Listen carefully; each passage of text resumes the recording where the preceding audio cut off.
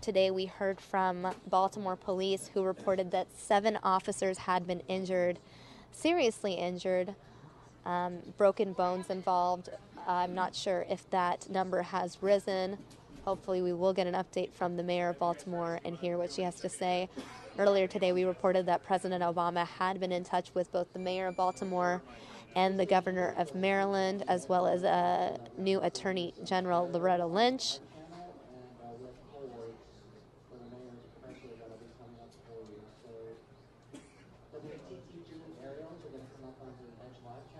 Oh wow, guys, we are getting live aerials from the mall that's getting rioted. So real quick, I'm going to take you guys live there now. This is the mall, the Mondawmin mall that I was showing you guys earlier, these live images.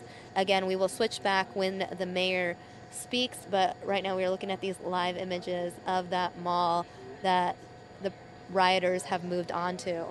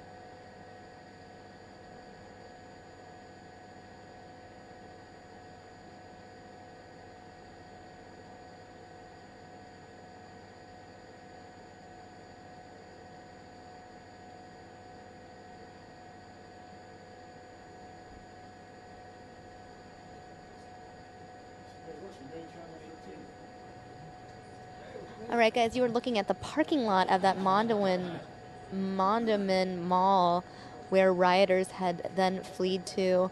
Not sure who are inside these vehicles, if it were people that were inside the mall that are now fleeing after rioters reached the area, or what exactly is going on. We are looking at that parking lot right now, and in the upper right-hand corner, we are looking at the setup for the press conference that the mayor of Baltimore will be holding any minute now.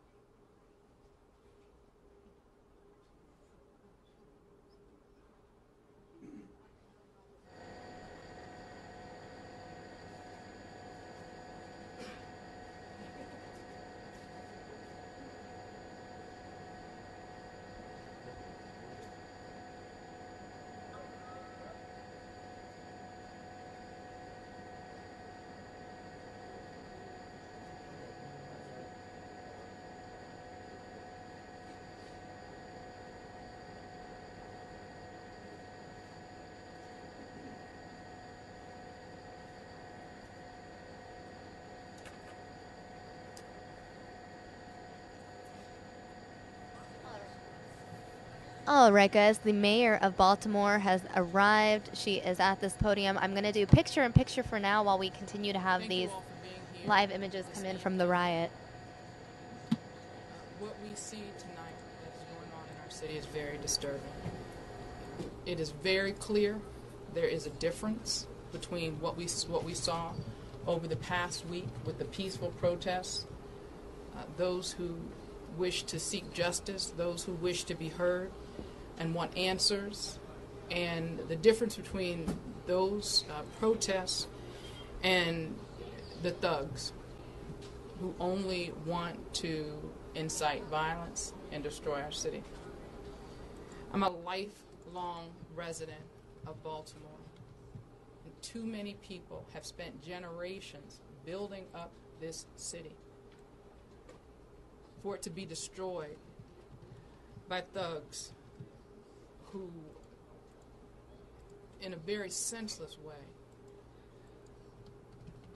are trying to tear down what so many have fought for, tearing down businesses, tearing down, destroying property, things that we know will impact our community for years. We are deploying every resource possible to gain control of this situation and to ensure peace moving forward. I've been in contact with our governor, and he has agreed, and I've requested, and he has agreed to deploy the National Guard. As soon as they are available, they will be immediately deployed. We've ordered a curfew be in effect, instituting tomorrow the curfew citywide, 10 p.m. to 5 a.m. Again, there will be a citywide curfew, 10 p.m. to 5 a.m. This preliminary curfew will last for 1 week and be extended as it is necessary. Let me be clear, we already operate under a juvenile curfew, and those young people who are 14 and under have a 9 p.m. curfew because it is a school night. Over 14, it's 10 p.m. That is tonight and every school night. Again, we have ordered a curfew to be instituted starting tomorrow, 10 p.m. to 5 a.m. And we've also activated the Emergency Operation Center to be available to have a administration-wide response to the incidents as they occur. I want to thank City Council President Jack Young for being here. I want to thank Councilman Brandon Scott for being here. Also, Councilman Eric Costello. I want to thank Kiefer Mitchell for being here on behalf of Governor Hogan and for all of your work coordinating this response. I'm going to ask Colonel D'Souza to speak, and then I will ask Council President Jack Young. Colonel. Thank you, ma'am. Good evening, everybody. I'm Colonel D'Souza, Colonel Darrell D'Souza. I'm the Chief of Patrol for Baltimore City Police Department.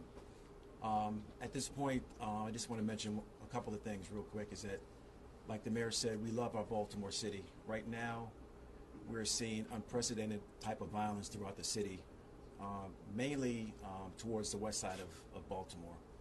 We're not going to tolerate that. The police department is not going to stand for that. We're fully deployed at this point.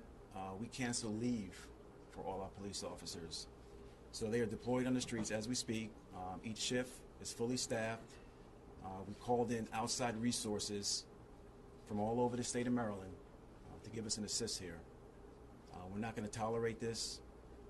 Our priorities right now is to restore order in the city. Our priorities right now is officer safety and the safety of the community. Thank you. Council President. Good evening.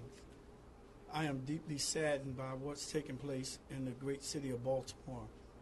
This reminds me of 1968 when the riots were taking place during the assassination of Dr. Martin Luther King, where people were destroying their own stores and properties in their own community. This is unacceptable. This is not what Freddie Gray's family wanted. They asked that there be no protests, marches, or anything of that nature today. And the organizers of those marches are not participating in what's taking place today. As the mayor has stated, these are thugs who are seizing upon an opportunity to show their anger and their distrust and their frustration at the police department. This is not the way to do it. We have the Department of Justice in here, along with our state's attorney, that's doing the investigation of this murder or killing, whatever you want to call it. Some are saying a murder, some are saying a killing. But we have to let the Department of Justice and the state's attorney office do their job. We can't rush to judgment. A lot of people are saying, let's get this answer now. Our job is to get it right. It's your job as the media to report that.